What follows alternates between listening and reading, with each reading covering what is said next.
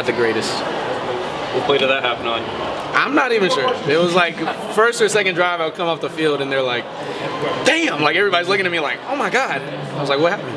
Look at my face. Or I think I saw it in my visor. Yeah, it didn't look too great, but it's whatever. All the tackles you finished with, it seemed like that kind of summed up the way you guys were able to contain them. Obviously they made plays, they made some big plays, but until the late touchdown, their score was what it was. Just what was the process of giving up some stuff, but also keeping them in front of you and containing them the way you guys did? Yeah, I mean, we knew they were going to make plays. They got some explosive playmakers on our team, but something we preached was just keep our composure.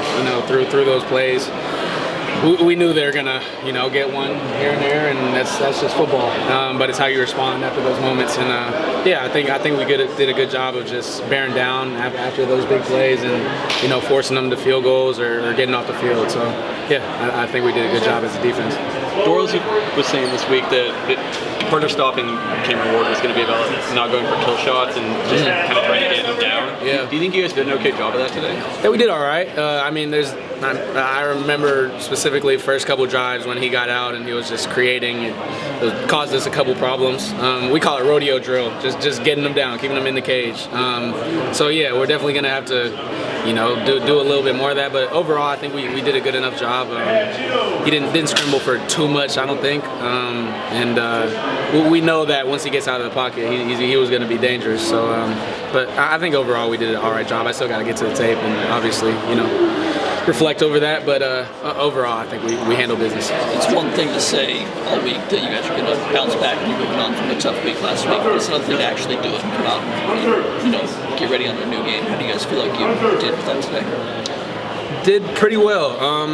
Again, I haven't gone to the film, but I feel like guys were, just naturally we're a little pissed off coming into this week. So just wanted to show our relentless effort. Guys flying to the ball, and I think for the most part we did that. Obviously, let that cheap one off at the end of the game, which kind of sucks. Got to go back and go to the doctor and fix a couple of those issues. But overall, I think guys were flying to the ball and just doing their utmost to make plays for the team.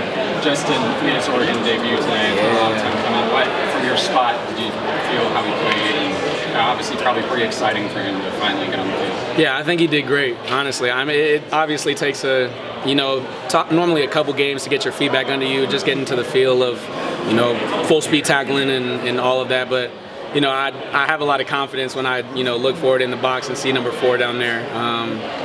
He comes up and fits that run. He flies sideline to sideline, and it's just awesome to see him back out there after all he's been through. What have you seen you mentioned kind of having confidence in him. What have you seen in practice that leads you to have that, and kind of can you describe what kind of a player he can be when he's full go? Yeah, man. I mean, he's just relentless. Like his sideline to sideline, as I mentioned, is crazy. Like he's probably one of our fastest backers, and he just has no fear, coming downhill. And when he's coming to the ball, he's coming to make a play.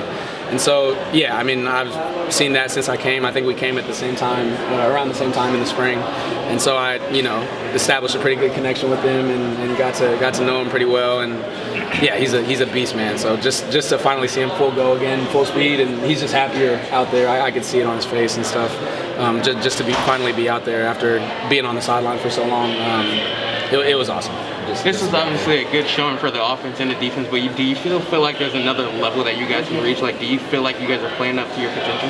No, I mean, there's definitely always another level we can tap into. I feel like definitely a lot of mistakes, a lot of plays we left out there on the table. And I mean, I think every game we go into, we have the mindset of dominating. That should be the ultimate goal for any team. And yeah, I mean, there's definitely a few plays I can remember off the top of my head that we let people, didn't plaster, in the secondary or, didn't contain the quarterback. And I'm sure we had a lot of penalties on offense, I remember. It's just the little things like that'll get you beat, in some close games. So, yeah, just got to go to the doctor tomorrow, learn, rinse, repeat, and just grow week to week. For you guys to play as well as you did without Kyrie and without BA, and obviously missing a couple key pieces to that secondary, what do you think it says about the depth of this group? Yeah, I mean, it says everything, right? Just that guys are willing to, step up into their moment and just make plays. Nico was out there without second hesitation making plays on the ball. Yeah, it just speaks to, how willing our guys are to be ready for that opportunity. yeah, some guys showed out today that hadn't gotten many opportunities before, and yeah, I think just if we continue to grow week by week and have those guys get more and more reps in practice and games, we'll be pretty dangerous, come around the time that it matters. What does that say about the team's depth at that position, maybe just overall in general on defense? You guys rotate a lot. Just your thoughts on just the depth that you have? Yeah, I mean, that's a huge advantage, right? Just having, our D-line subs, it feels like almost every other play. But just getting people that are fresh onto the field, that know what they're doing, and people that can go A to B and just fly to the ball without having a second effort, having their win back, that's huge for a team. And having there be no drop off of any effort or talent or anything. So yeah, I mean that's been huge for our defense all year long, and I think we're going to continue to exploit that. Can you feel that impacting games as they play out when you get into that late third quarter, into the fourth quarter? Can you feel that impacting games? The depth? Yeah, for sure. I mean, just knowing on a third down or something late in the game, when you're tired in a drive, now you have some new dogs up front that are fresh coming from the sideline, that are just ready to hunt, that have just been waiting on their opportunity. It's huge, for us and for our defense as a whole. So yeah, it definitely gives us a lot of confidence in the back end. Gives us more to protect and cover for if you got guys up front that are willing to do everything to get to that quarterback.